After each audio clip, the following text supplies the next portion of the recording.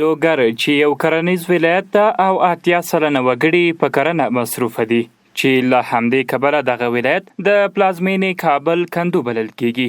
دغه ولایت کرنې اوبو لګولو او مالداري ریاست مسؤلین وایي د مرکز په ګډون په ټولو ولسوالیو کې په 3010 هکتاره ځمکه باندې غنم کرل شوي او حاصلاتو کې د تیر کال په پرتله 2.3 سلنه زیاتوالی راغلی ده. موږ ویلی شو چې 2.3% د غنمو په حاصلاتو کې د تیر کال په پرتله باندې زیادت راغلی ده. د غنمو په حاصلاتو کې د زیاتوالي وجه یوازینی علت دا ده چې د آب و هوا ښه والی او همدارنګه ورسره په څنګ کې د امراضو نشتوالی.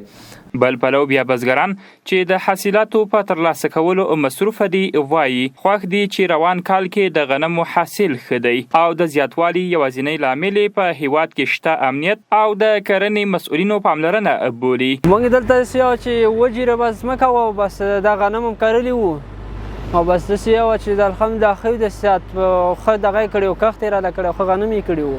نن همدا غوښتنه ده چې موږ سره باید کومک وشي د زراعت په برخه کې پوه شوې او تخمونه مثلا د سرو کومک وکړي او دا هم غوښتنه ده. او بل موږ امارت نه ډېر خوشحاله یو.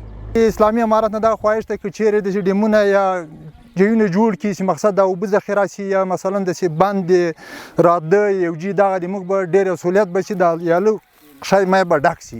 د یادولو وړ ده تیر کال په لوګر کې په 30,000 هکتاره ځمکه باندې غنم کرل شوي وو او 84,425 میټریک ټنه حاصلات ترې ترلاسه شوي وو.